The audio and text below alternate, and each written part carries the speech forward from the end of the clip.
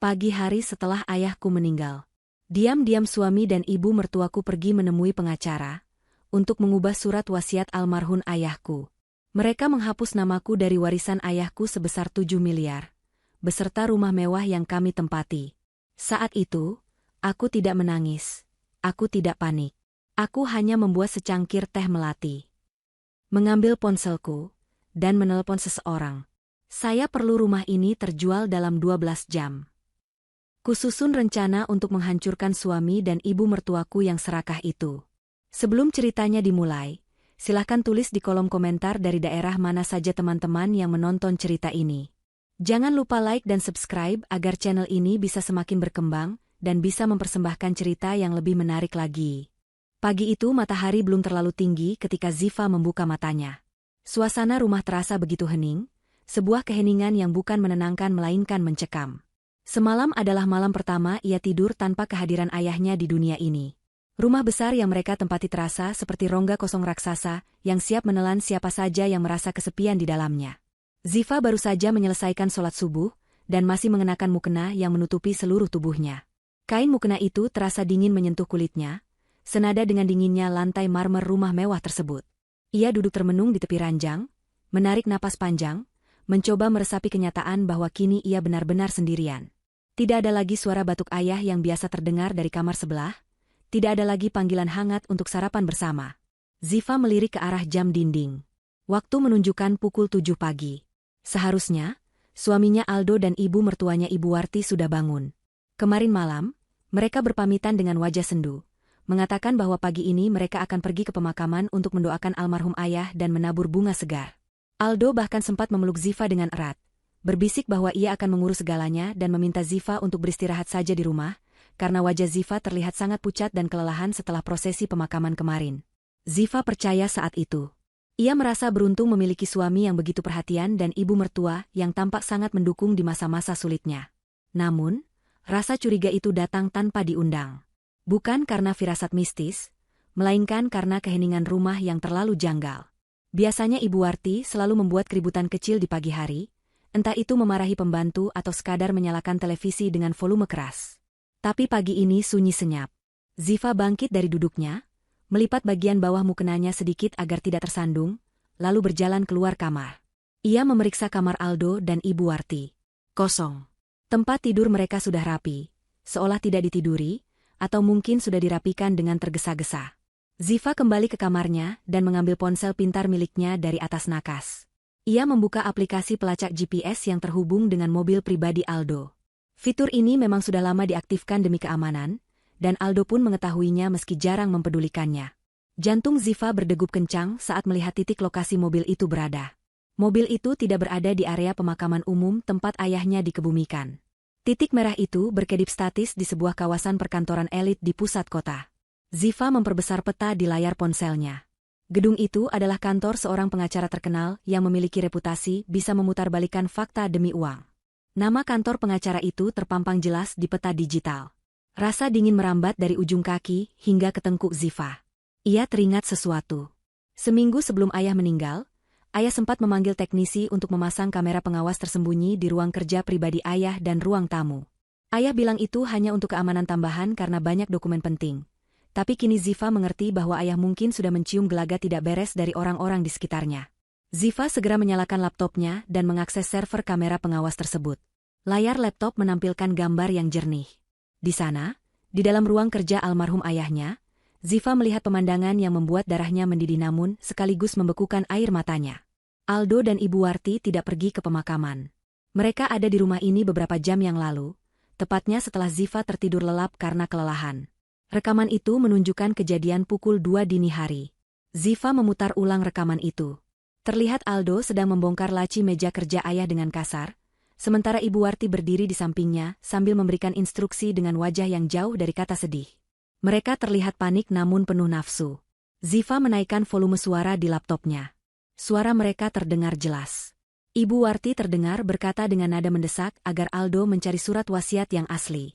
Ibu Warti mengatakan bahwa mereka harus menemukan surat itu sebelum Ziva bangun. Wanita tua itu berkata bahwa jika surat wasiat asli jatuh ke tangan Ziva, maka tamatlah riwayat mereka karena mereka tidak akan mendapatkan sepeser pun uang tunai untuk membayar hutang gaya hidup mereka. Aldo terlihat frustrasi, ia mengacak-acak dokumen dan berkata bahwa ia tidak menemukannya. Lalu terdengar rencana jahat itu keluar dari mulut Aldo. Ia berkata bahwa mereka harus segera pergi ke kantor pengacara kenalan ibunya pagi-pagi sekali untuk membuat surat wasiat palsu. Aldo dengan yakin mengatakan bahwa Ziva itu bodoh dan penurut, sehingga wanita itu pasti akan percaya apa saja yang dikatakan suaminya. Mereka berencana memalsukan tanda tangan almarhum ayah dan menyatakan bahwa seluruh aset perusahaan dan rumah mewah ini diserahkan pengelolaannya kepada Aldo. Ziva menatap layar laptop itu tanpa berkedip. Tidak ada air mata yang jatuh. Rasa sedih yang tadi menyelimuti hatinya mendadak lenyap, digantikan oleh sebuah ketenangan yang menakutkan. Ia melihat wajah asli orang-orang yang selama ini ia anggap keluarga. Suaminya yang ia cintai ternyata hanya parasit yang menunggu inangnya mati. Ibu mertuanya yang ia hormati ternyata adalah dalang yang serakah. Ziva menutup laptopnya perlahan. Ia tidak berteriak, tidak melempar barang, dan tidak menangis histeris. Ia justru merasa sangat fokus. Pikirannya menjadi jernih seperti air danau yang tenang. Ziva melepas mukenanya dan melipatnya dengan sangat rapi, menaruhnya kembali di tempat sholat. Ia berjalan menuju dapur yang luas dan bersih. Dengan gerakan yang tenang dan terukur, ia mengambil toples berisi daun teh melati kering. Ia menjerang air panas, lalu menyeduh teh itu. Aroma melati yang wangi segera memenuhi ruangan dapur, memberikan sedikit rasa nyaman di tengah badai yang sedang berkecamuk di kepalanya. Ziva membawa cangkir teh itu ke ruang tengah, duduk di sofa tunggal yang besar, dan menyesapnya perlahan. Hangat teh itu menjalar ke kerongkongannya, memberinya kekuatan. Ia mengambil ponselnya kembali. Jarinya mencari sebuah nomor kontak yang tersimpan dengan nama Pak Haris. Pak Haris adalah kenalan lama ayahnya, seorang pria yang bekerja di bidang properti namun memiliki spesialisasi khusus dalam likuidasi aset cepat. Orang-orang mengenalnya sebagai seseorang yang bisa menjual apa saja dalam waktu singkat, asalkan harganya cocok. Ziva menekan tombol panggil. Nada sambung terdengar 3 kali sebelum suara berat seorang pria menjawab di ujung sana. Ziva langsung berbicara pada intinya tanpa basa-basi. Ia mengatakan bahwa ia ingin menjual rumah yang ia tempati saat ini beserta seluruh isinya. Pak Haris terdengar terkejut sejenak, menanyakan apakah Ziva yakin karena ayahnya baru saja meninggal kemarin. Ziva menjawab dengan nada datar bahwa justru karena itulah ia ingin menjualnya. Ia membutuhkan uang tunai dalam jumlah besar, dan ia membutuhkannya cair dalam waktu 12 jam. Ziva menegaskan bahwa ia tidak peduli jika harga jualnya jauh di bawah harga pasar, asalkan pembelinya membayar tunai hari ini juga dan transaksinya bersih secara hukum. Pak Haris terdiam sejenak, mungkin sedang menghitung potensi keuntungan dan mencari klien yang tepat. Akhirnya pria itu menyanggupi dan berkata akan datang dalam 1 jam, membawa calon pembeli potensial, yang memang sedang mencari aset besar, untuk investasi gudang uang. Setelah menutup telepon, Ziva kembali menatap layar ponselnya. Ia membuka aplikasi pesan singkat dan mencari nama Aldo. Ia mengetik sebuah pesan dengan sangat hati-hati, merangkai kata-kata yang terdengar lugu dan manis, persis seperti gaya bicaranya selama ini kepada suaminya. Ia menulis bahwa ia baru saja bangun dan merasa kesepian. Lalu ia menambahkan kalimat pancingan yang mematikan. Ia menulis bahwa ia tidak sengaja menemukan sebuah brankas kecil tersembunyi di balik lukisan besar di ruang kerja ayah saat sedang bersih-bersih, dan ia tidak tahu kode untuk membukanya. Ziva tahu betul bahwa kata brankas dan tersembunyi adalah 2 kata yang akan memicu keserakahan Aldo dan ibunya lebih dari apapun. Ia menekan tombol kirim, lalu meletakkan ponselnya di meja marmer. Ziva kembali menyesap teh melatinya. Matanya menatap sekeliling ruangan mewah itu. Lampu gantung kristal, lukisan-lukisan mahal, perabot jati ukiran Jepara, dan karpet sutra Persia. Semua ini adalah hasil kerja keras ayahnya. Dan Ziva bersumpah, ia lebih rela menghancurkan dan menjual semua ini kepada orang asing daripada membiarkan Aldo dan Ibu Warti menikmatinya barang 1 hari lagi. Waktu terus berjalan. Jarum jam dinding bergerak maju. Permainan baru saja dimulai, dan Ziva memegang kartu as yang tidak diketahui oleh lawan-lawannya. Ia bukan lagi putri kecil yang manja, ia adalah wanita yang sedang mempertahankan martabat ayahnya. 1 jam kemudian, sebuah mobil sedan hitam mewah berhenti di depan gerbang rumah. Ziva melihat dari balik tirai jendela ruang tamu. Pak Haris keluar dari kursi penumpang depan, diikuti oleh seorang pria parubaya bertubuh gempal dengan setelan jas yang terlihat mahal namun agak sempit. Pria itu memakai kacamata hitam dan memandang sekeliling rumah dengan tatapan menilai. Ziva merapikan jilbabnya, memastikan penampilannya terlihat tenang dan berwibawa, lalu berjalan membukakan pintu utama. Ia menyambut mereka dengan anggukan sopan, tanpa senyum yang berlebihan. Pak Haris memperkenalkan pria itu sebagai Bapak Rudi, seorang investor properti yang memang sedang mencari rumah besar dengan tanah luas di kawasan elit ini untuk dijadikan aset simpanan. Ziva mempersilahkan mereka masuk. Mereka duduk di ruang tamu yang megah. Bapak Rudi tidak banyak bicara.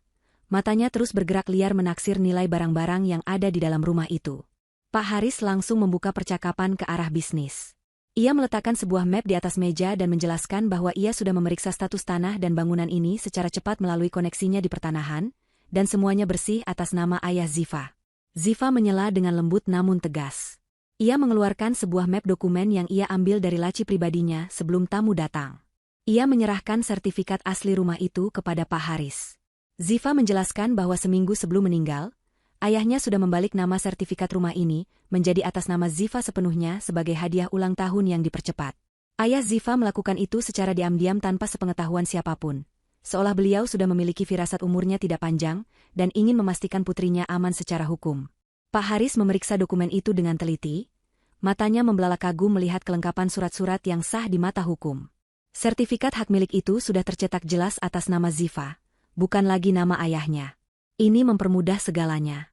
Tidak perlu menunggu surat penetapan waris dari pengadilan yang memakan waktu lama. Ziva adalah pemilik tunggal yang sah dan berhak menjualnya kapan saja. Bapak Rudi tampak puas. Ia langsung mengajukan penawaran harga. Angka yang disebutkannya memang sekitar 30% di bawah harga pasar normal, jumlah yang sangat besar potongannya. Namun Ziva tidak berniat menawar. Baginya, kecepatan adalah prioritas utama saat ini. Ia menyetujui harga tersebut dengan satu syarat mutlak yang tidak bisa ditawar. Rumah ini harus kosong dan kunci diserahkan nanti malam tepat pukul 9. Bapak Rudi menyanggupi. Ia berkata bahwa timnya akan datang nanti malam untuk mengganti semua kunci dan menempatkan penjaga keamanan. Proses transaksi berjalan dengan kilat. Ziva dan Bapak Rudi pergi ke notaris rekanan Pak Haris yang kantornya tidak jauh dari sana untuk menandatangani akta jual beli. Semua dilakukan dengan prosedur jalur cepat, karena Bapak Rudi adalah klien VIP yang biasa melakukan transaksi tunai keras. Dalam waktu kurang dari 2 jam, formalitas hukum selesai. Ziva melihat bukti transfer masuk rekening pribadinya melalui aplikasi mobile banking. Deretan angka 0 yang sangat banyak itu kini tertera di saldonya. Uang hasil penjualan rumah itu cukup untuk menghidupi Ziva dengan mewah selama sisa hidupnya, bahkan tanpa perlu bekerja. Namun bukan uang itu yang membuat Ziva merasa puas, melainkan fakta bahwa rumah ini sudah bukan lagi miliknya, dan otomatis bukan lagi tempat yang bisa diperebutkan oleh Aldo. Setelah urusan administrasi selesai, Ziva kembali ke rumah sendirian. Pak Haris dan Bapak Rudi sudah pergi, berjanji akan kembali nanti malam untuk serah terima kunci. Ziva masuk ke dalam rumah yang kini statusnya sudah terjual. Ia memiliki waktu beberapa jam sebelum Aldo dan Ibu Warti pulang. Ziva segera bergerak. Ia tidak memanggil pembantu karena ia sudah meliburkan mereka semua sejak kemarin dengan pesangon yang besar agar mereka pulang kampung. Ziva ingin tidak ada saksi mata untuk apa yang akan terjadi selanjutnya. Ziva menyeret 2 buah koper besar dari gudang ke kamarnya. Ia mulai memilah barang-barang. Ia membuka lemari pakaiannya yang besar. Ziva hanya mengambil pakaian-pakaian sederhana miliknya, gamis-gamis yang biasa ia pakai, dan koleksi jilbab kesayangannya.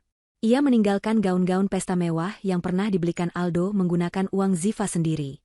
Ziva juga mengemasi semua dokumen penting milik almarhum ayahnya, foto-foto kenangan masa kecil, dan perhiasan peninggalan almarhum ibunya dulu.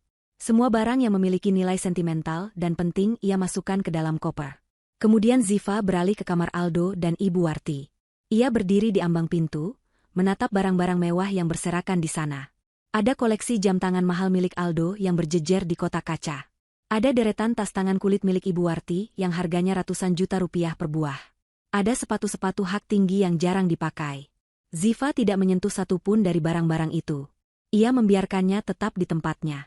Ia ingin mereka merasa aman saat pulang nanti, merasa bahwa barang-barang mereka masih ada dan mereka masih berkuasa. Ziva ingin melihat wajah mereka saat nanti malam mereka harus angkat kaki tanpa sempat menyelamatkan harta benda yang mereka puja itu. Ponsel Ziva bergetar di saku gamisnya. Sebuah pesan balasan dari Aldo masuk. Ziva membacanya sambil tersenyum sinis. Pesan itu berisi kalimat panik yang menyuruh Ziva untuk tidak menyentuh apapun di ruang kerja ayah. Aldo menulis bahwa ia sedang dalam perjalanan pulang dan terjebak macet. Ia meminta Ziva untuk menunggu di kamar saja dan tidak usah melakukan apa-apa sampai dia datang. Kepanikan tersirat jelas dari penggunaan huruf kapital di beberapa kata. Aldo takut Ziva menemukan sesuatu di dalam brankas imajiner itu, atau lebih buruk lagi, Aldo takut Ziva mengklaim isi brankas itu. Ziva tidak membalas pesan itu. Ia membiarkan Aldo tersiksa oleh rasa penasaran dan ketakutan sepanjang perjalanan pulang. Ziva melanjutkan kegiatannya. Ia pergi ke dapur, membuka kulkas, dan membuang semua bahan makanan segar ke tempat sampah. Ia ingin memastikan tidak ada kenyamanan yang tersisa di rumah ini.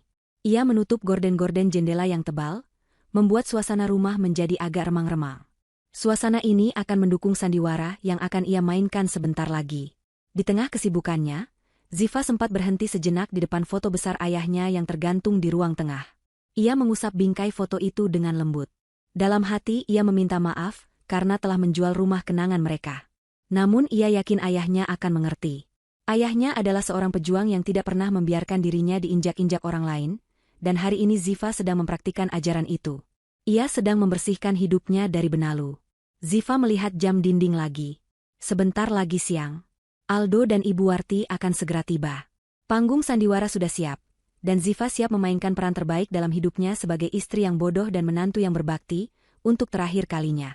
Suara deru mesin mobil yang familiar terdengar memasuki halaman rumah tidak lama, setelah Ziva selesai merapikan kembali ruang tengah. Jantungnya berdetak sedikit lebih cepat, bukan karena takut, melainkan karena adrenalin yang mulai terpompa mempersiapkan diri untuk pertunjukan sandiwara ini. Ziva menarik napas dalam-dalam, mengatur ekspresi wajahnya di depan cermin besar di lorong. Ia melatih tatapan matanya agar terlihat sayu, sedih, dan sedikit bingung, persis seperti seorang istri yang baru saja kehilangan tumpuan hidupnya. Setelah merasa yakin dengan topeng yang dipakainya, ia berjalan menuju pintu depan untuk menyambut kedatangan suami dan ibu mertuanya. Pintu terbuka dan menampilkan sosok Aldo serta Ibu Warti. Wajah mereka terlihat sedikit berkeringat dan merah. Mungkin karena terburu-buru atau karena tekanan emosional setelah menyusun rencana jahat seharian. Namun begitu melihat Ziva berdiri di ambang pintu, ekspresi mereka berubah drastis dalam hitungan detik. Aldo langsung memasang wajah sendu yang dipaksakan, bahunya sengaja diturunkan agar terlihat lesu.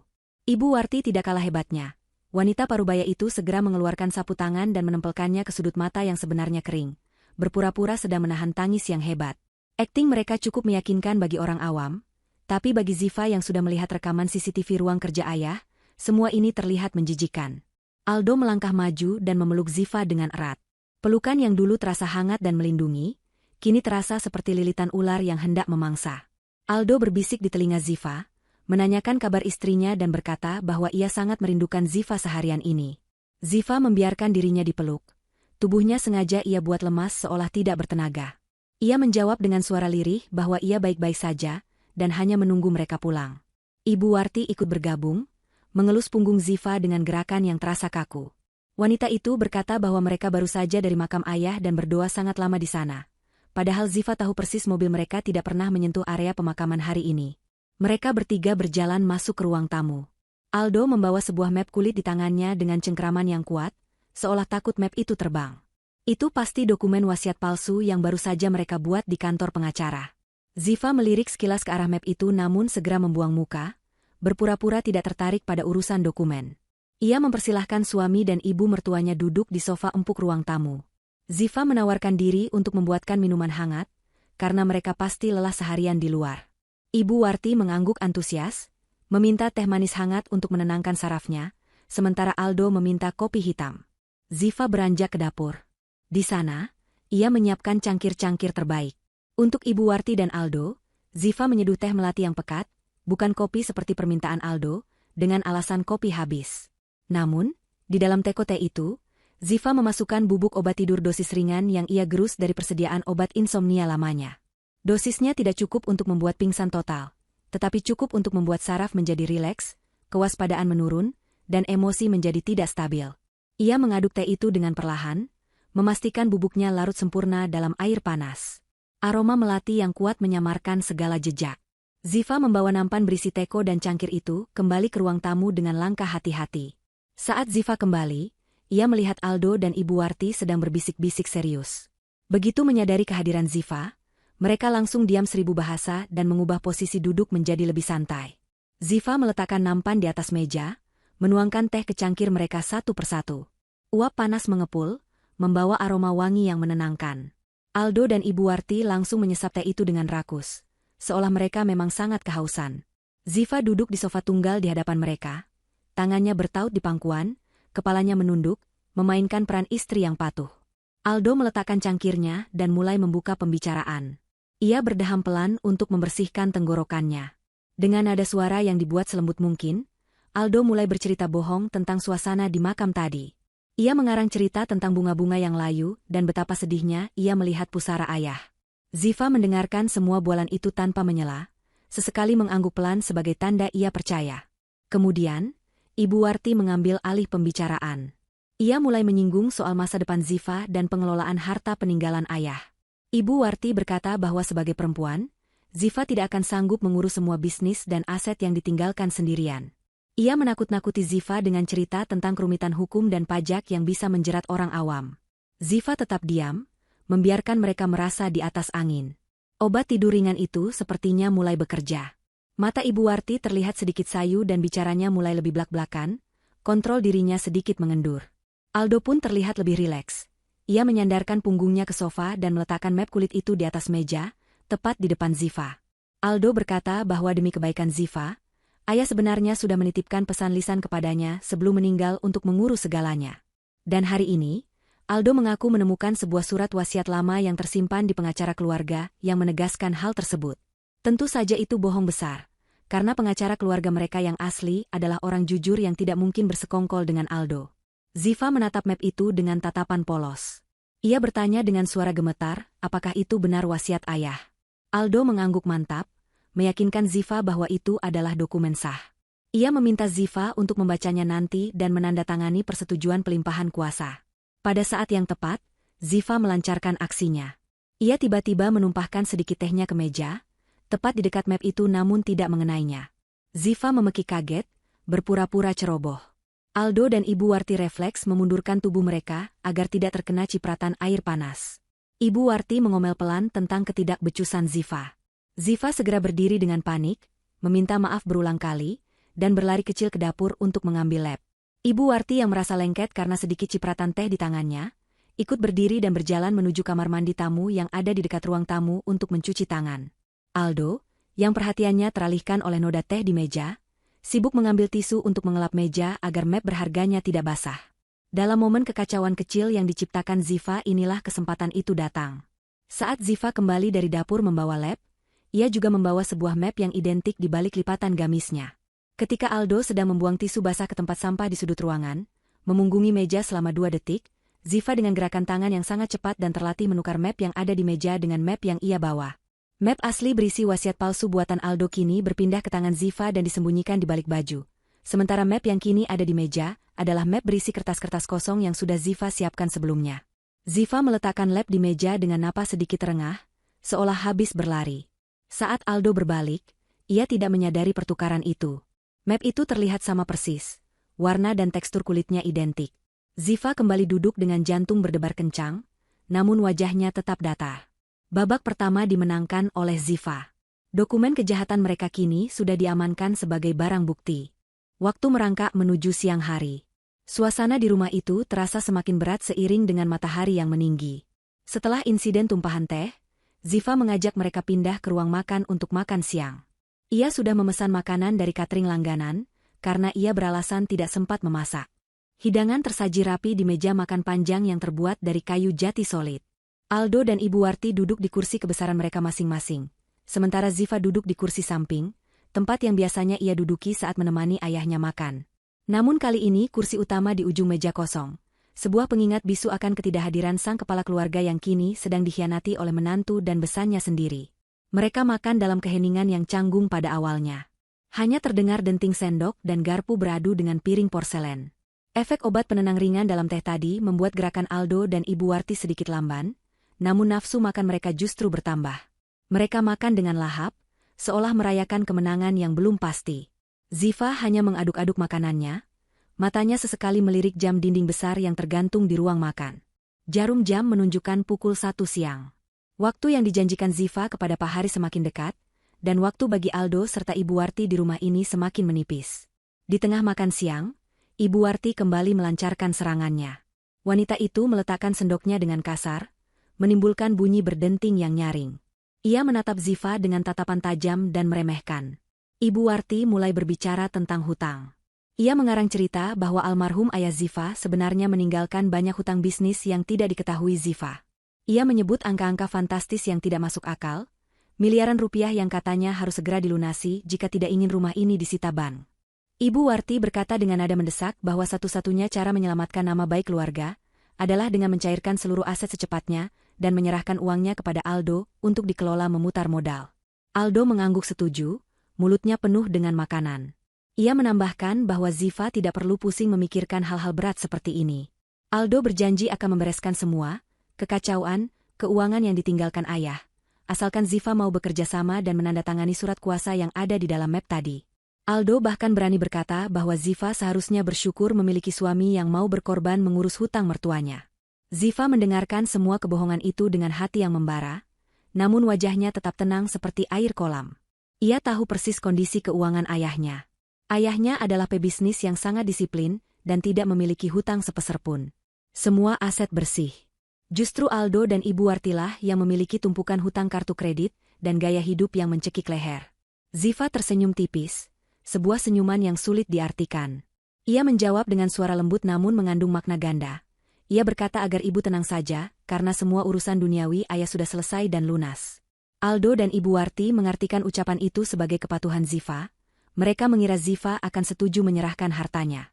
Mereka tidak tahu bahwa di bawah meja makan, tangan Ziva sedang sibuk dengan ponsel pintarnya. Layar ponselnya yang redup menampilkan aplikasi perbankan internasional. Jari jemari Ziva menari lincah di atas layar sentuh tanpa perlu melihat. Ia sudah menghafal tata letak tombolnya. Ia memasukkan kode verifikasi terakhir untuk sebuah transaksi besar.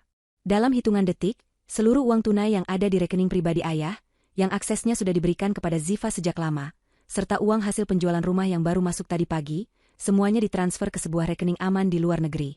Rekening itu menggunakan sistem keamanan berlapis yang tidak bisa dilacak oleh hukum lokal, maupun diakses oleh Aldo.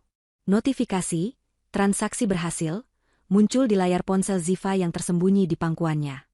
Harta itu kini aman. 7 miliar rupiah warisan tunai dan puluhan miliar hasil jual rumah telah lenyap dari jangkauan tangan-tangan serakah di hadapannya. Tepat setelah Ziva menyimpan ponselnya kembali ke saku, kejadian aneh mulai terjadi. Lampu kristal di atas meja makan tiba-tiba berkedip sekali, lalu mati total. Kipas angin yang berputar perlahan di sudut ruangan berhenti mendadak. Suara dengung mesin pendingin ruangan lenyap, digantikan oleh kesunyian yang mencekam. Listrik padam. Aldo menggerutu kesal, menyalahkan PLN yang selalu memadamkan listrik di saat yang tidak tepat. Ia berteriak memanggil pembantu untuk menyalakan genset. Lupa bahwa tidak ada satupun pembantu di rumah itu karena sudah diliburkan Ziva. Belum sempat Aldo beranjak dari kursinya untuk memeriksa sekring listrik, hal lain terjadi. Suara air keran dari wastafel dapur yang tadi terdengar menetes, kini berhenti total. Air mati. Rumah itu seolah-olah sedang dimatikan sistem kehidupannya satu persatu. Ibu Warti mulai terlihat gelisah. Ia mengeluh kepanasan dan meminta Aldo segera melakukan sesuatu. Ziva masih duduk tenang di kursinya, melanjutkan suapan terakhirnya seolah tidak terjadi apa-apa. Ketenangan Ziva yang tidak wajar ini mulai membuat Aldo merasa aneh. Ia menatap istrinya dengan kening berkerut. Lalu terdengar suara itu. Suara deru mesin kendaraan berat berhenti tepat di depan pagar rumah. Bukan satu mobil, tapi beberapa. Suara pintu mobil dibanting keras terdengar bersahutan, diikuti oleh langkah kaki banyak orang yang memasuki halaman rumah dengan derap yang mantap dan intimidatif. Suara gedoran keras menghantam pintu depan yang terkunci. Gedoran itu bukan gedoran tamu yang sopan, melainkan gedoran pemilik otoritas yang datang untuk mengambil haknya. Aldo dan Ibu Warti terlonjak kaget. Wajah mereka pucat pasi. Mereka saling berpandangan dengan bingung dan takut. Aldo bertanya dengan suara bergetar, siapa yang datang menggedor rumah orang, seperti preman di siang bolong. Ziva perlahan meletakkan sendok dan garpunya di piring yang sudah kosong. Ia mengambil serbet kain dan menyeka mulutnya dengan anggun. Ia menatap lurus ke arah pintu depan, lalu beralih menatap suami dan ibu mertuanya. Tidak ada lagi sorot mata istri yang patuh di sana. Yang ada hanyalah tatapan dingin seorang wanita yang sudah selesai dengan segala omong kosong. Pintu depan didobrak paksa dari luar. Suara kayu pecah terdengar nyaring hingga ke ruang makan. Langkah-langkah kaki berat mulai masuk menyerbu ke dalam rumah. Teriakan-teriakan asing terdengar memerintahkan penghuni untuk keluar. Waktu makan siang telah usai. Tamu tak diundang, atau lebih tepatnya, pemilik baru rumah ini, telah tiba untuk menagih janji yang dibuat Ziva pagi tadi. Rumah harus kosong. Sekarang juga. Ziva berdiri perlahan dari kursinya, merapikan gamisnya, dan bersiap menyaksikan kehancuran yang telah ia rancang dengan sangat teliti. Permainan sebenarnya baru saja dimulai, dan Aldo serta Ibu Warti sama sekali tidak siap menghadapinya. Suara derap langkah kaki sepatu bot berat yang menghantam lantai marmer ruang tamu terdengar semakin dekat, bagaikan detak jam kematian bagi kenyamanan semu yang selama ini dinikmati Aldo dan Ibu Warti. Pintu ruang makan yang tertutup rapat didorong kasar hingga terbuka lebar, membentur tembok dengan suara keras yang memekakan telinga. Muncul sosok-sosok pria berbadan tegap dengan pakaian serba hitam. Otot-otot mereka tercetak jelas di balik kaos ketat yang mereka kenakan, wajah mereka keras tanpa ekspresi ramah sedikitpun. Mereka bukanlah tamu, melainkan eksekutor yang datang untuk menjalankan perintah pengosongan lahan. Ruang makan yang tadinya hening kini dipenuhi aura intimidasi yang mencekik. Debu-debu halus beterbangan di udara akibat hempasan pintu, menciptakan suasana tegang yang semakin nyata di bawah keremangan ruangan yang listriknya sudah padam. Aldo melompat dari kursinya dengan wajah merah, padam karena marah bercampur kaget. Insting lelakinya yang rapuh tersentil. Ia merasa harga dirinya diinjak-injak di rumah yang ia anggap miliknya sendiri. Dengan suara lantang yang sedikit bergetar, Aldo membentak orang-orang itu, menanyakan siapa mereka dan siapa yang memberi izin untuk masuk ke rumah duka dengan cara biadab seperti ini. Aldo berusaha memasang postur tubuh yang gagah, membusungkan dadanya, mencoba mengintimidasi balik para preman bayaran tersebut. Namun usaha itu sia-sia. Para pria berbadan besar itu sama sekali tidak gentar.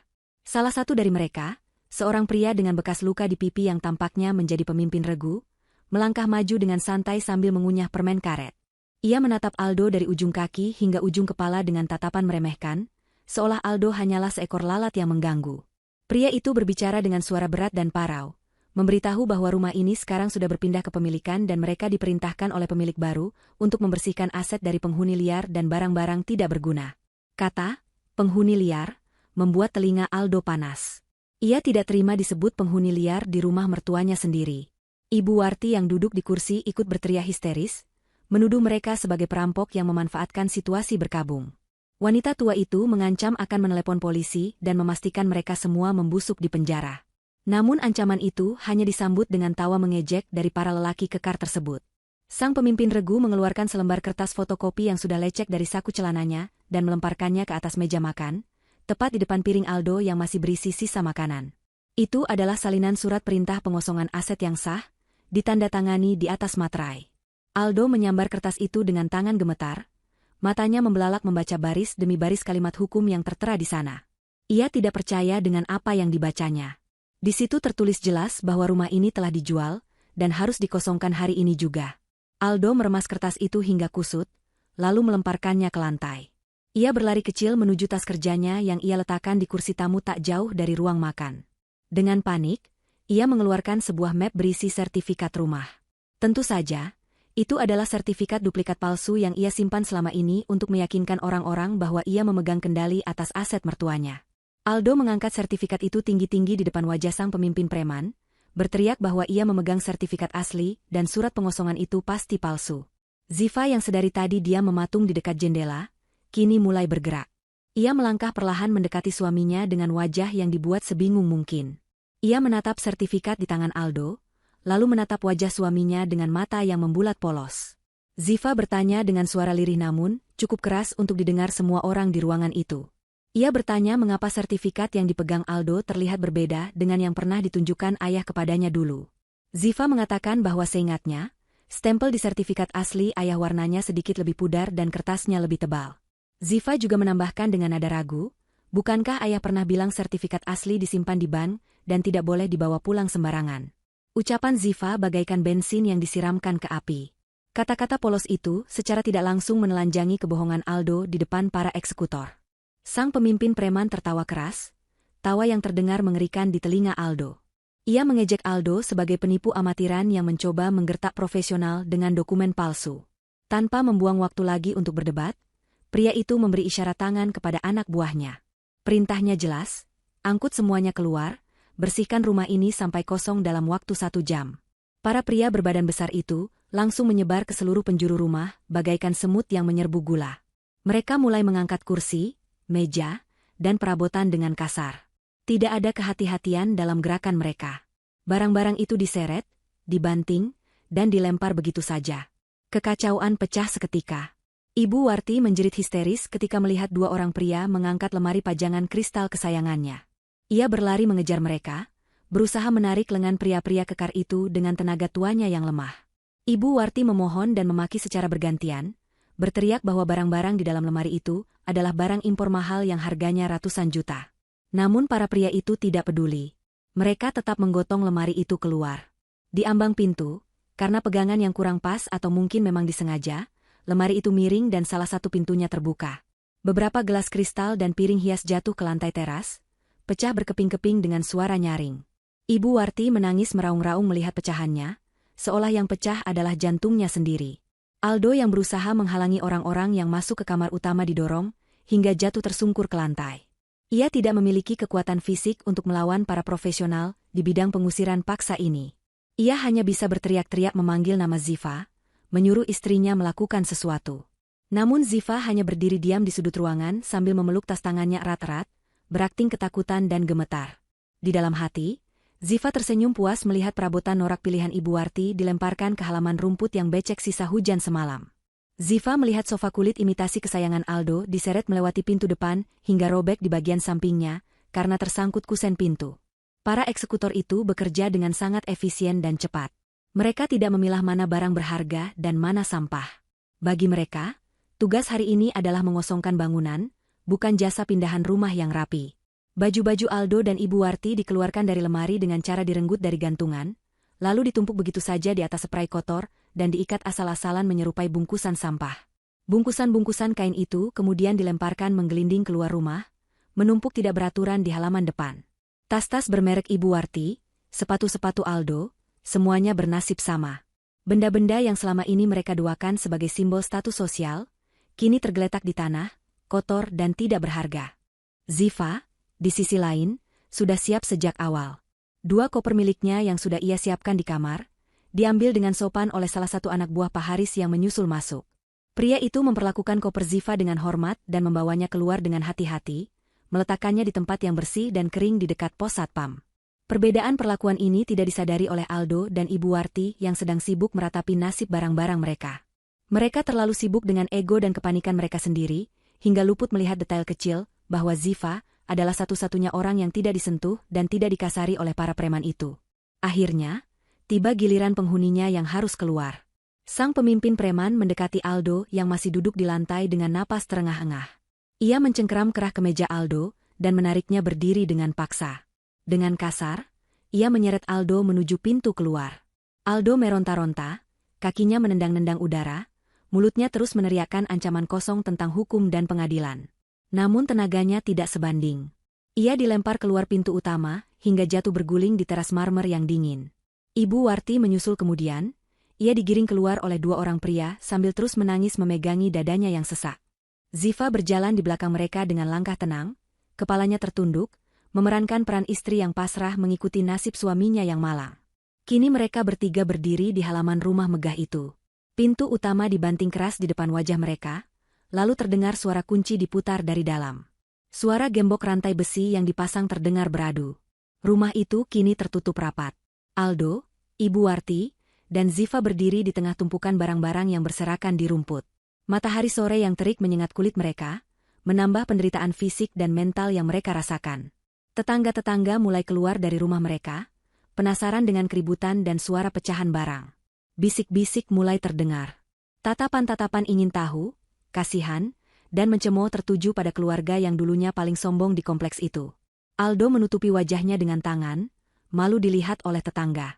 Ibu Warti masih sesenggukan meratapi nasib tas-tasnya yang kotor terkena tanah. Hanya Ziva yang berdiri tegak, menatap pintu rumah yang tertutup itu dengan tatapan dingin. Pengusiran telah selesai. Tahap pertama penghancuran mental telah berhasil. Sekarang, saatnya memberikan pukulan terakhir yang akan meruntuhkan sisa harapan mereka. Matahari condong ke barat, melemparkan bayang-bayang panjang dari tumpukan barang yang berserakan di halaman rumah. Kerumunan tetangga semakin ramai di balik pagar besi yang tinggi, ponsel-ponsel pintar mulai terangkat, merekam kejadian memalukan yang menimpa keluarga terpandang itu. Video siaran langsung dan cerita media sosial mulai menyebar, memperlihatkan betapa cepatnya roda nasib berputar. Aldo bangkit berdiri dengan sisa-sisa tenaga dan harga dirinya. Wajahnya merah pada menahan malu dan amarah. Ia merasa ini semua adalah kesalahan besar, sebuah kekeliruan administrasi yang konyol, atau mungkin konspirasi musuh bisnis ayahnya. Ia tidak bisa menerima kenyataan bahwa ia baru saja diusir seperti anjing kurap dari istananya sendiri. Dengan tangan gemetar, Aldo merogoh saku celananya dan mengeluarkan ponselnya. Layarnya retak akibat terjatuh saat didorong tadi, tapi masih berfungsi. Ia menekan nomor darurat polisi dengan jari yang kaku. Ia berteriak di telepon, melaporkan adanya perampokan, penyerobotan lahan, dan penganiayaan. Ia meminta polisi datang segera dengan pasukan lengkap untuk menangkap para preman di dalam rumah. Setelah itu, ia menelepon pengacara kenalan ibunya, orang yang membantunya membuat wasiat palsu pagi tadi.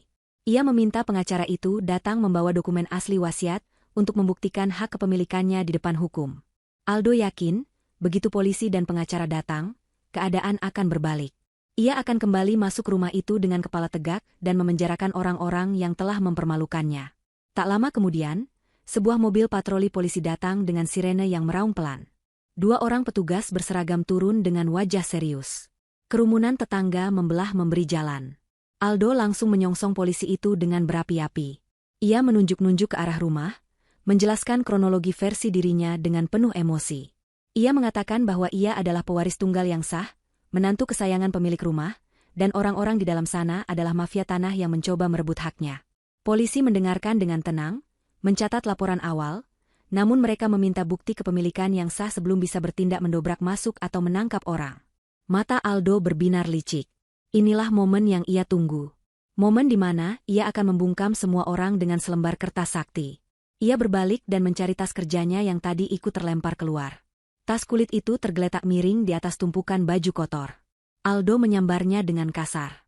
Ia merogoh ke dalam tas dan menarik keluar map kulit yang ia yakini berisi surat wasiat yang sudah ia persiapkan dengan rapi. Aldo mengangkat map itu tinggi-tinggi, seolah itu adalah piala kemenangan.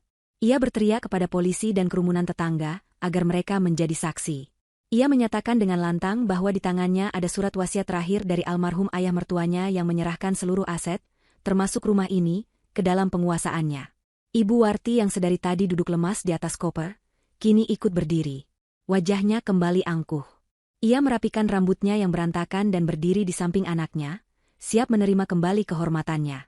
Ziva berdiri agak menjauh, di dekat pagar tanaman, dia mengamati drama ini. Ia melihat tangan Aldo gemetar karena adrenalin saat membuka kancing penutup map tersebut. Ziva menahan napas, bukan karena takut, tapi karena menantikan ledakan yang akan terjadi.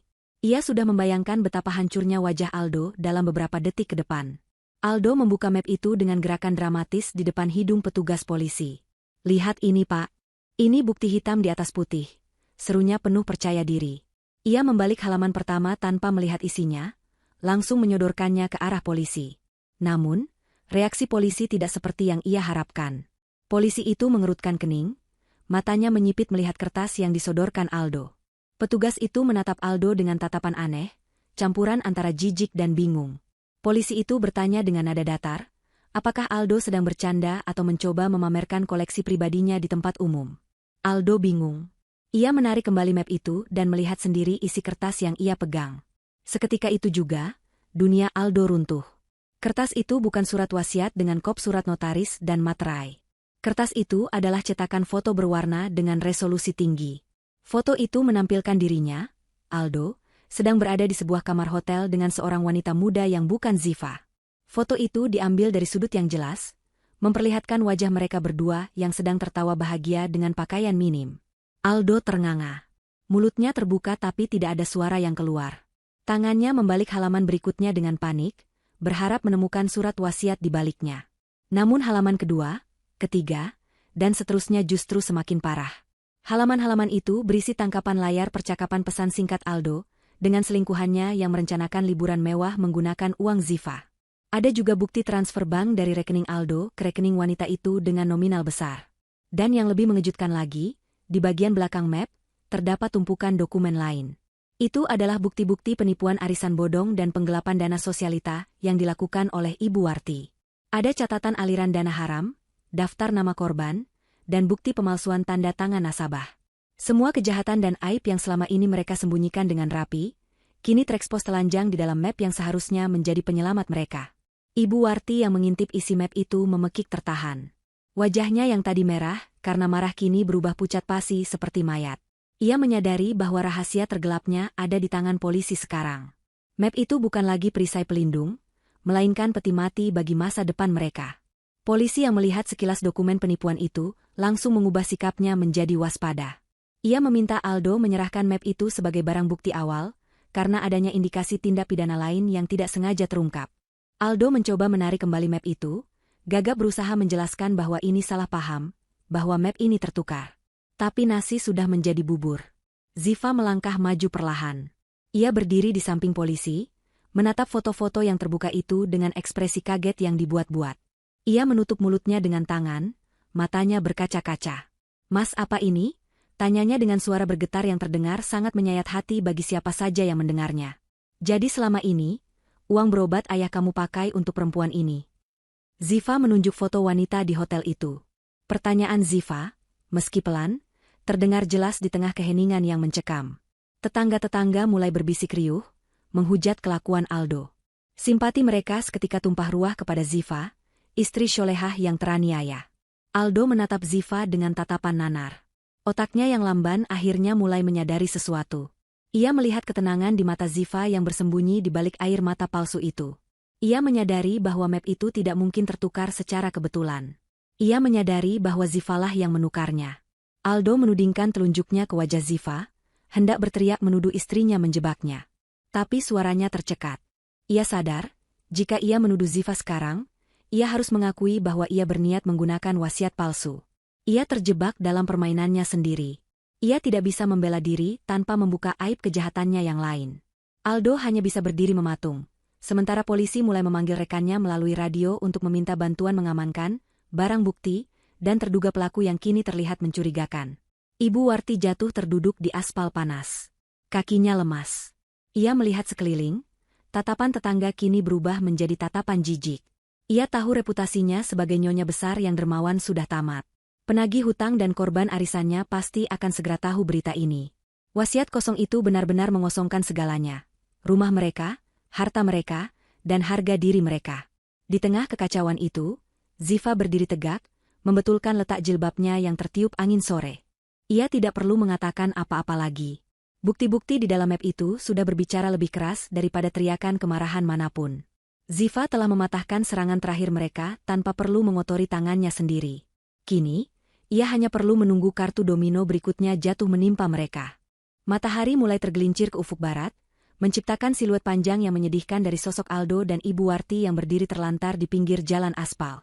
Suasana di depan pagar rumah yang kini terkunci rapat itu terasa semakin panas, bukan hanya karena sisa hawa matahari, tetapi karena api kemarahan dan kebingungan yang membakar dada Aldo. Polisi yang memegang map berisi bukti aib itu mundur beberapa langkah untuk berkoordinasi dengan rekannya melalui radio, membiarkan keluarga yang sedang hancur itu dalam lingkaran drama mereka sendiri untuk sementara waktu. Tetangga-tetangga masih berkerumun, jarak mereka cukup dekat untuk mendengar teriakan namun cukup jauh untuk merasa aman. Bisik-bisik mereka terdengar seperti dengungan lebah yang mengganggu di telinga Aldo. Aldo menatap Ziva dengan napas memburu. Dadanya naik turun dengan cepat, seolah oksigen di sekitarnya menipis. Otaknya yang sedari tadi buntu karena syok perlahan mulai menyusun kepingan-kepingan teka-teki yang berserakan. Ia mengingat teh melati yang rasanya sedikit aneh tadi siang. Ia mengingat bagaimana Ziva menumpahkan minuman dan menciptakan kekacauan kecil di ruang tamu.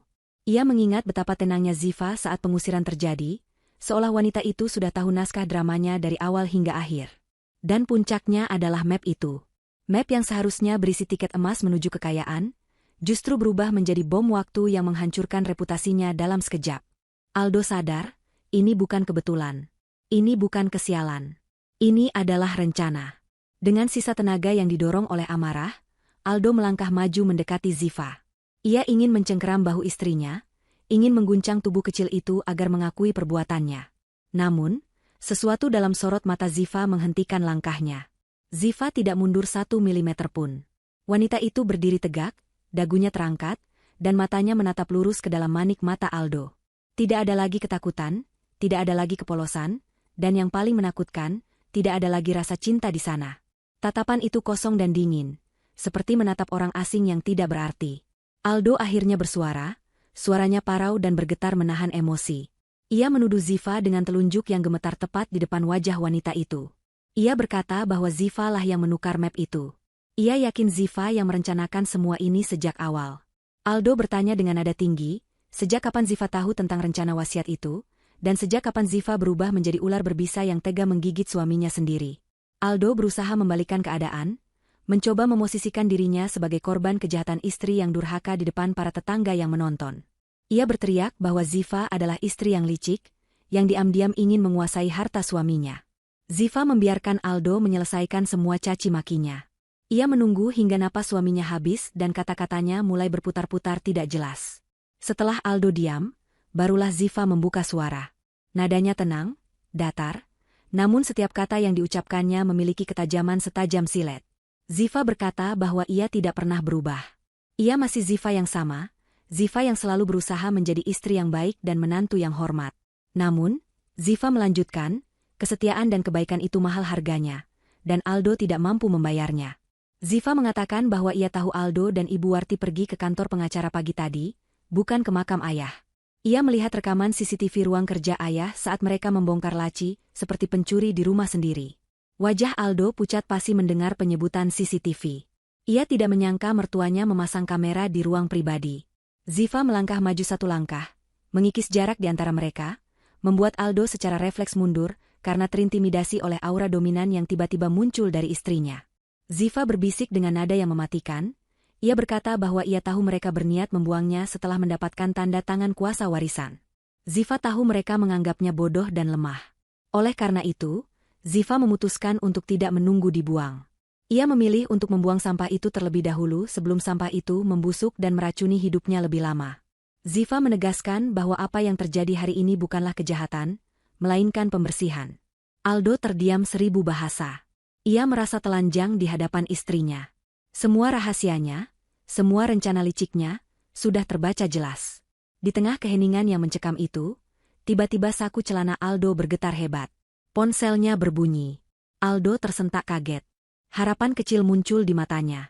Ia berpikir mungkin itu pengacaranya yang asli, atau mungkin teman berpengaruh yang bisa membantunya keluar dari situasi gila ini. Dengan tangan gemetar, ia merogoh saku dan melihat layar ponselnya. Nama yang tertera di layar bukanlah pengacara, melainkan HRD kantor pusat. Jantung Aldo berdegup kencang. Ia ragu sejenak, namun akhirnya menekan tombol terima dan menempelkan ponsel itu ke telinganya. Suara di seberang sana terdengar dingin dan formal, tanpa basa-basi sedikit pun. Orang dari Departemen Sumber Daya Manusia itu memberitahukan bahwa per detik ini, Aldo diberhentikan secara tidak hormat dari posisinya sebagai manajer keuangan. Aldo mencoba menyela, mencoba bertanya apa alasannya dan memohon waktu untuk menjelaskan. Namun suara di telepon itu terus berbicara tanpa memberi celah. Mereka mengatakan bahwa perusahaan baru saja menerima email anonim yang berisi lampiran bukti-bukti audit internal yang menunjukkan adanya penggelapan dana proyek selama 2 tahun terakhir yang dilakukan oleh Aldo. Bukti itu sangat lengkap, terperinci, dan tidak terbantahkan. Perusahaan juga akan segera memproses kasus ini ke jalur hukum perdata dan pidana untuk menuntut ganti rugi. Ponsel itu terlepas dari genggaman Aldo dan jatuh menghantam aspal. Layarnya yang tadi retak kini mungkin hancur total, sama seperti karirnya. Aldo berdiri mematung, lututnya terasa lemas seperti jeli. Ia menatap Ziva dengan tatapan horor. Ia tahu siapa pengirim email anonim itu. Ia tidak perlu bertanya. Ziva tersenyum tipis melihat reaksi suaminya. Ziva mengakui dengan santai bahwa ia mengirimkan semua data yang ia salin dari laptop Aldo saat suaminya sedang tidur nyenyak semalam. Ziva berkata bahwa perusahaan berhak tahu siapa tikus yang menggerogoti lumbung mereka. Ziva menambahkan bahwa mulai sekarang, Aldo bukan hanya gelandangan yang tidak punya rumah, tapi juga pengangguran dengan catatan kriminal yang akan sulit mencari kerja dimanapun. Serangan balik itu telak dan mematikan. Ziva tidak menggunakan kekerasan fisik. Ia tidak menjambak atau memukul. Ia menghancurkan pilar-pilar kehidupan Aldo satu persatu dengan presisi bedah. Ia mengambil rumahnya, ia mengambil nama baiknya, dan kini ia mengambil sumber nafkahnya.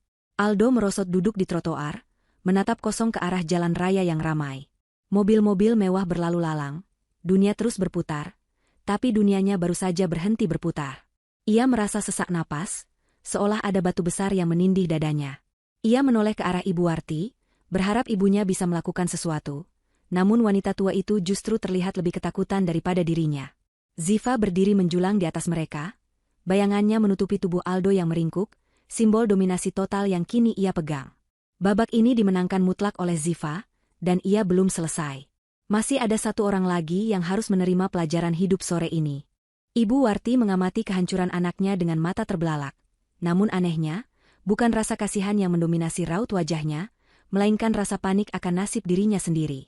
Wanita parubaya itu melihat Aldo yang duduk terkulai seperti orang gila di trotoar, dan ia menyadari bahwa sandaran hidupnya telah patah.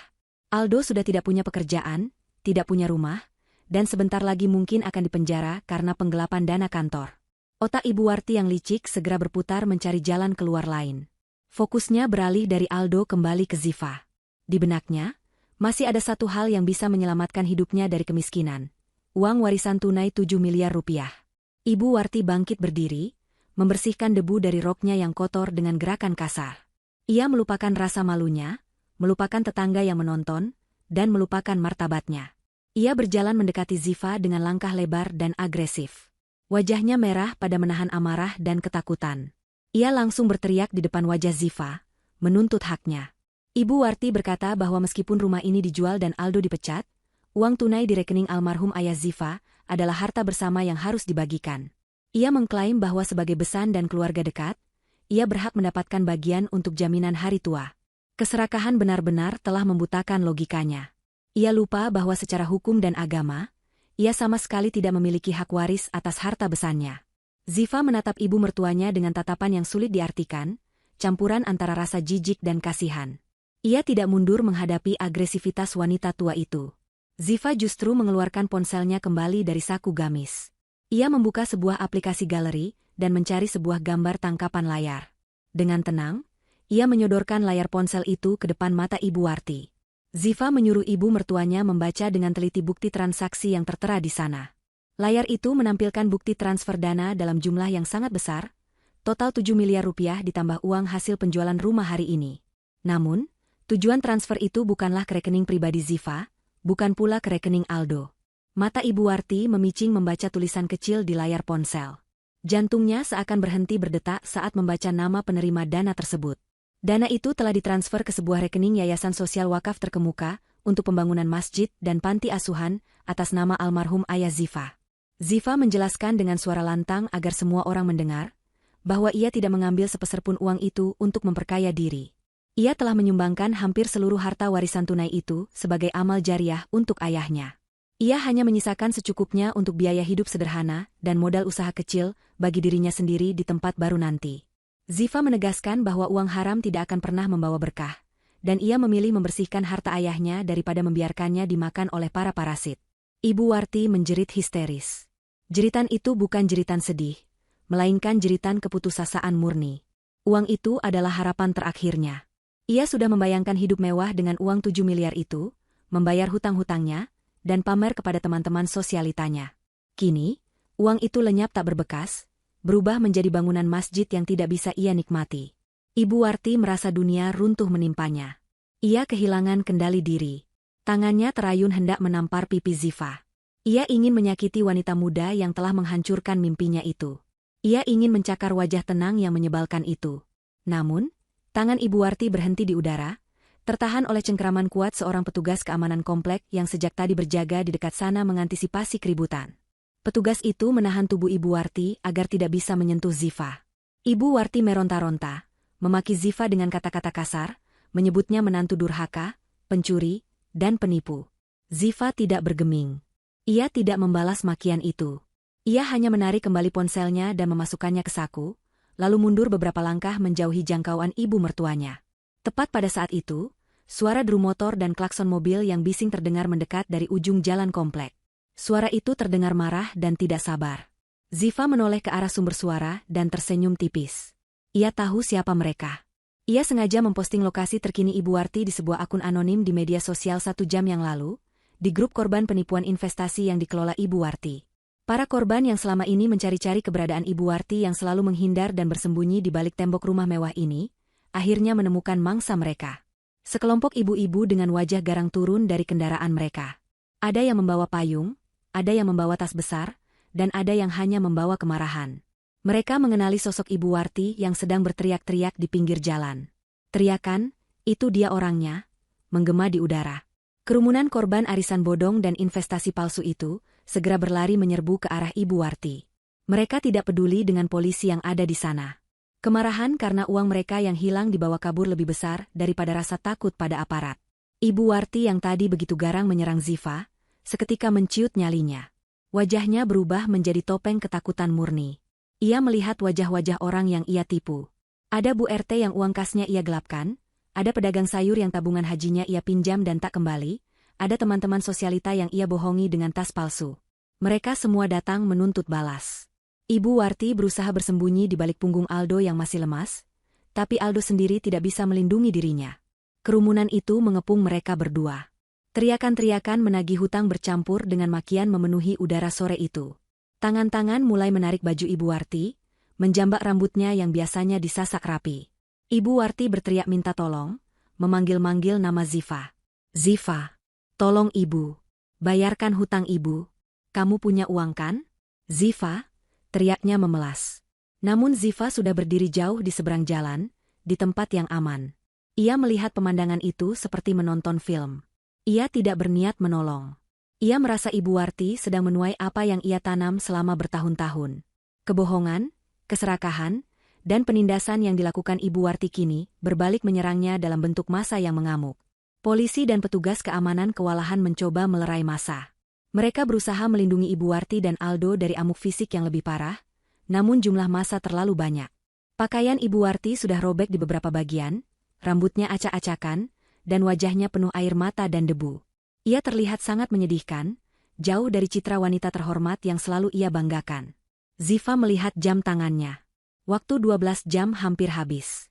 Matahari mulai terbenam sempurna, mengganti langit oranye menjadi biru gelap. Babak karma telah terlaksana dengan sempurna. Antagonis dalam hidupnya kini sedang merasakan neraka dunia yang mereka ciptakan sendiri. Ziva membalikan badannya, bersiap meninggalkan tempat itu. Ia tidak perlu melihat akhir dari kerusuhan itu, ia sudah tahu bahwa mulai malam ini, hidup Aldo dan Ibu Warti tidak akan pernah sama lagi. Mereka akan tidur di sel dingin atau di jalanan, sementara Ziva akan tidur nyenyak untuk pertama kalinya dalam waktu yang lama. Langit di atas kota perlahan berubah warna, dari jingga kemerahan menjadi biru pekat, dan akhirnya hitam kelam. Lampu-lampu jalan mulai menyala satu persatu, melemparkan cahaya kekuningan yang suram ke atas aspal tempat Aldo dan Ibu Warti masih terduduk lemas. Waktu 12 jam yang dicanangkan Ziva pagi tadi telah habis sepenuhnya. Malam telah tiba, membawa angin dingin yang menusuk tulang, seolah alam semesta ikut menolak kehadiran mereka yang kini tidak memiliki tempat bernaung. Kerumunan massa yang tadi mengamuk sudah mulai membubarkan diri setelah ditenangkan dan didata oleh pihak kepolisian untuk keperluan laporan massal esok hari. Yang tersisa kini hanyalah keheningan pasca badai yang terasa jauh lebih menyakitkan daripada keributan itu sendiri. Aldo menatap pagar rumah mewah yang dulu ia banggakan. Pagar itu kini terkunci rapat dengan gembok besar dan rantai besi yang melilit kuat. Di balik pagar, rumah itu gelap gulita. Tidak ada satupun lampu yang menyala, berdiri angkuh seperti benteng yang tidak bisa ditembus. Kunci rumah yang dulu selalu ada di saku celananya, kini sudah tidak berlaku lagi. Aldo meraba saku celananya, mencari sisa-sisa harapan yang mungkin tertinggal. Perutnya berbunyi keras, rasa lapar mulai menyerang dengan hebat, karena ia belum makan apapun sejak siang tadi, sejak makan siang terakhir yang berakhir dengan bencana mati lampu itu. Ia menoleh ke arah ibunya. Ibu Warti duduk memeluk lutut di samping koper baju yang sudah berantakan. Penampilan wanita itu hancur total. Jilbabnya miring, bajunya kotor terkena tanah, dan wajahnya sembab sisa menangis. Tidak ada lagi sisa wibawa nyonya besar yang biasa ia pamerkan. Rasa lapar dan haus memaksa Aldo untuk bergerak. Ia teringat bahwa ia masih memegang dompet di saku belakangnya. Meski ia dipecat dan rumah dijual, ia berpikir setidaknya ia masih punya kartu kredit dan kartu debit untuk bertahan hidup malam ini. Aldo bangkit berdiri dengan susah payah, kakinya terasa kaku. Ia berjalan tertatih menuju sebuah minimarket kecil yang terletak tidak jauh dari gerbang kompleks perumahan. Ia berniat membeli air mineral dan roti untuk mengganjal perut, serta mungkin mencari taksi untuk membawa mereka ke hotel murah sementara waktu. Dengan langkah gontai, ia masuk ke dalam minimarket, mengambil 2 botol air dan sebungkus roti tawar. Saat berdiri di depan kasir, Aldo mengeluarkan kartu kredit platinum andalannya dengan tangan gemetar. Kasir minimarket menggesek kartu itu ke mesin EDC. Hening sejenak. Lalu terdengar bunyi, bip, yang menyakitkan telinga. Kasir itu mencoba lagi, mengira ada kesalahan jaringan. Namun hasilnya sama. Keterangan di layar mesin terbaca jelas, declinet, atau ditolak. Aldo panik. Ia menyuruh kasir mencoba kartu debitnya. Hasilnya nihil. Kartu itu sudah diblokir. Aldo mencoba semua kartu yang ada di dompetnya, satu persatu, mulai dari kartu bank swasta hingga bank negara. Semuanya ditolak. Aldo baru menyadari kenyataan pahit bahwa hampir semua kartu perbankan yang ia pegang adalah kartu tambahan atau kartu yang terafiliasi dengan rekening utama Ziva atau rekening perusahaan mendiang ayah mertuanya. Akses keuangannya telah diputus total secara sepihak. Bahkan rekening pribadinya yang berisi gaji bulanannya pun tampaknya sudah dibekukan oleh pihak kantor terkait investigasi penggelapan dana yang dilaporkan Ziva. Aldo keluar dari minimarket dengan tangan kosong. Ia tidak bisa membeli sebotol air pun. Rasa malunya memuncak saat kasir menatapnya dengan pandangan curiga. Ia kembali berjalan ke arah Ibu Warti dengan langkah berat. Saat ia sampai, ia melihat Ziva masih berdiri di sana, di dekat trotoar, di bawah sorot lampu jalan yang remang. Ziva sedang memegang ponselnya, tampak sedang menunggu jemputan. Penampilan Ziva masih rapi, bersih, dan tenang. Kontras sekali dengan keadaan Aldo dan Ibu Warti yang seperti pengemis. Melihat Ziva, timbul secercah harapan putus asa di hati Aldo. Ia membuang jauh-jauh harga dirinya yang sudah tidak berharga itu. Aldo mendekati Ziva, lalu tanpa ragu ia berlutut di kaki istrinya. Ia memegang ujung gamis Ziva, memohon dengan suara serak. Aldo meminta maaf atas segalanya. Ia memohon agar Ziva tidak bersikap sekejam ini. Ia meminta sedikit uang, hanya untuk makan malam ini dan menyewa kamar losmen murah. Aldo bahkan berjanji akan berubah, akan mencari kerja apa saja, asalkan Ziva mau menolong mereka malam ini. Ibu Warti yang melihat anaknya berlutut, ikut merangkak mendekat. Wanita tua itu menangis meraung-raung, mengingatkan Ziva bahwa ia adalah mertua, orang tua yang harus dihormati. Ibu Warti memohon agar Ziva tidak membiarkan mereka tidur di jalanan seperti gelandangan. Ziva menunduk, menatap dua manusia yang sedang bersimpuh di kakinya itu. Wajahnya datar, tidak menunjukkan emosi marah maupun iba. Ia melihat tangan Aldo yang kotor memegang bajunya. Ziva menarik gamisnya perlahan, melepaskan pegangan tangan suaminya dengan gerakan halus namun tegas, seolah sedang menyingkirkan kotoran yang menempel. Ziva berkata dengan suara pelan yang menusuk hati, bahwa ia tidak sedang menghukum mereka. Ia hanya sedang membiarkan mereka hidup mandiri, sesuai dengan keinginan mereka yang selalu merasa paling pintar dan paling berkuasa selama ini. Ziva mengingatkan bahwa dulu, saat ayah Ziva sakit keras, mereka berdualah yang menolak mengeluarkan uang untuk perawatan tambahan dengan alasan hemat warisan. Sekarang, Ziva sedang berhemat untuk masa depannya sendiri. Sebuah mobil sedan mewah berwarna gelap berhenti perlahan di depan mereka. Supir berseragam turun dan membukakan pintu belakang untuk Ziva. Itu adalah taksi premium yang dipesan Ziva. Udara dingin dari pendingin mobil menyeruak keluar saat pintu terbuka, menawarkan kenyamanan yang tidak bisa dijangkau lagi oleh Aldo. Ziva melangkah mendekati mobil itu. Sebelum masuk, ia berhenti sejenak. Ia merogoh saku gamisnya dan mengeluarkan sekeping uang logam recehan sisa kembalian belanja minggu lalu. Ziva memutar tubuhnya, menatap Aldo yang masih berlutut dengan wajah penuh harap. Ziva melemparkan koin itu ke aspal. Koin itu berdenting nyaring, memecah keheningan malam, lalu menggelinding dan berhenti tepat di dekat ujung sepatu Aldo yang sudah sobek. Ziva berkata bahwa uang itu cukup untuk menelepon satu kali di telepon umum, jika Aldo bisa menemukannya. Ia menyarankan Aldo menggunakan kesempatan telepon itu untuk menghubungi pengacara publik, karena sebentar lagi Aldo akan sangat membutuhkannya. Itu adalah sedekah terakhir Ziva, sekaligus penghinaan yang paling elegan. Tanpa menoleh lagi, Ziva masuk ke dalam mobil mewah itu. Pintu ditutup, memisahkan dua dunia yang berbeda. Mobil itu melaju perlahan meninggalkan Aldo dan Ibu Warti yang terpaku menatap lampu belakang mobil yang semakin menjauh dan menghilang di tikungan. Belum sempat Aldo memungut koin itu, sebuah mobil patroli polisi datang lagi. Kali ini bukan hanya mobil patroli biasa, melainkan mobil tahanan. Dua petugas turun membawa surat penangkapan resmi. Laporan dari perusahaan tempat Aldo bekerja sudah diproses dengan sangat cepat karena bukti yang dikirimkan Ziva sangat lengkap dan fatal. Aldo ditangkap atas dugaan penggelapan dana perusahaan dan pemalsuan dokumen. Di saat yang sama, laporan dari para korban penipuan Ibu Warti juga sudah masuk ke tahap penyidikan mendesak karena jumlah korban yang banyak dan potensi melarikan diri. Malam itu juga, di bawah langit malam yang gelap tanpa bintang, Aldo dan Ibu Warti digiring masuk ke dalam mobil polisi. Tangan mereka diborgol besi dingin. Tidak ada perlawanan, karena jiwa mereka sudah hancur lebih dulu sebelum tubuh mereka ditahan. Tetangga yang masih mengintip dari balik jendela, menyaksikan akhir dari kesombongan keluarga itu. Rumah kosong di belakang mereka berdiri diam, menjadi saksi bisu dari 12 jam yang mengubah segalanya menjadi debu. 1 minggu kemudian, suasana di terminal keberangkatan internasional bandara terasa sibuk namun teratur. Suara pengumuman penerbangan dalam berbagai bahasa bergema lembut di seluruh penjuru ruangan yang luas dan berpendingin udara sejuk itu. Lantai bandara yang mengkilap memantulkan cahaya lampu yang terang benderang, menciptakan suasana modern dan bersih yang sangat kontras dengan kekumuhan dan kekacauan yang terjadi seminggu lalu di depan sebuah rumah yang kini sudah memiliki pemilik baru. Di antara hiruk-pikuk penumpang yang menyeret koper, terlihat seorang wanita berjalan dengan langkah anggun dan percaya diri. Itu adalah Ziva. Penampilannya terlihat berbeda, lebih segar dan bercahaya. Ia mengenakan busana muslim modern dengan potongan yang simpel namun elegan, terbuat dari bahan berkualitas tinggi yang jatuh dengan indah di tubuhnya. Jilbabnya tertata rapi, membingkai wajahnya yang kini terlihat lebih cerah tanpa beban. Tidak ada lagi lingkaran hitam di bawah matanya, akibat kurang tidur memikirkan kelakuan suami, tidak ada lagi kerutan cemas di keningnya. Ziva mendorong koper kabin kecilnya menuju counter check-in khusus untuk penumpang kelas 1.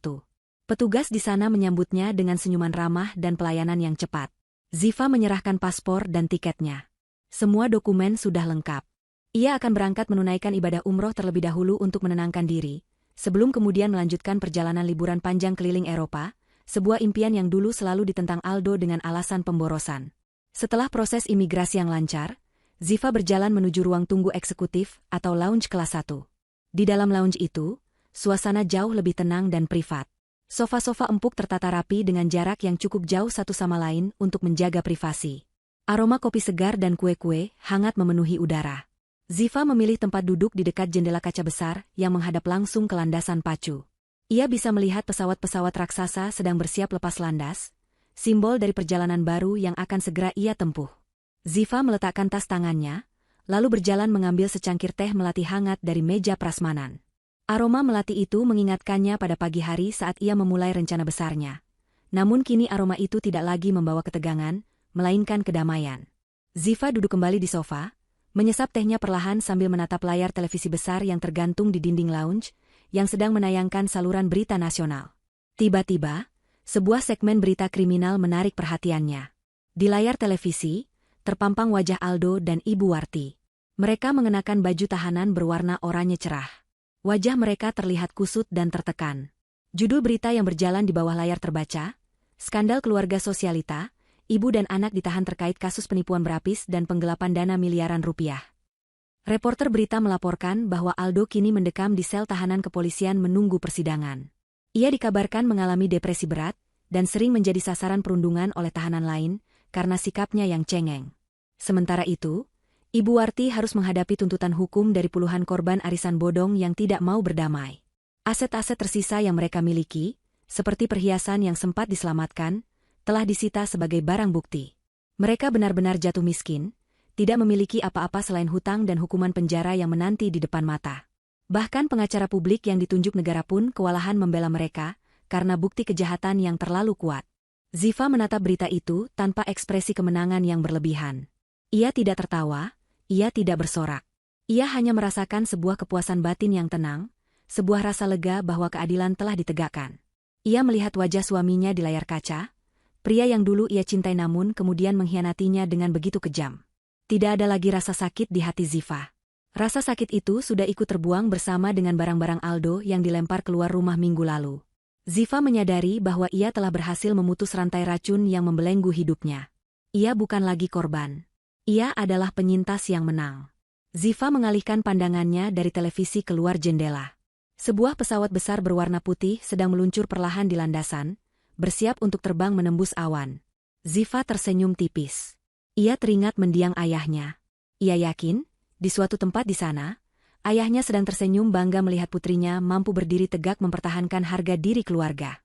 Ziva mengambil paspornya, membukanya, dan menatap foto dirinya di sana. Identitas baru, lembaran baru. Ia bukan lagi istri yang terkekang, bukan lagi menantu yang ditindas. Ia adalah Ziva, wanita merdeka yang memegang kendali penuh atas takdirnya sendiri. Panggilan boarding untuk penerbangannya terdengar lembut melalui pengeras suara.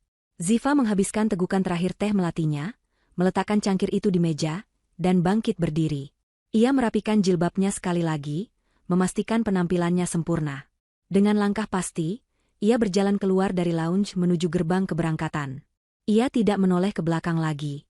Masa lalunya yang kelam bersama Aldo dan Ibu Warti sudah tertinggal jauh di belakang, terkurung dalam sel penjara yang dingin. Sementara masa depannya terbentang luas dan cerah, setinggi langit biru yang akan segera ia jelajahi. Pesan terakhir yang ia tanamkan dalam hatinya bergema kuat. Menjadi janda bukanlah akhir dari segalanya, melainkan awal dari kebebasan untuk menemukan kebahagiaan yang sesungguhnya tanpa parasit yang membebani. Dan dengan senyum tulus yang merekah di bibirnya, Ziva melangkah masuk ke dalam pesawat, meninggalkan tanah air dan kenangan buruknya untuk menjemput hidup yang baru.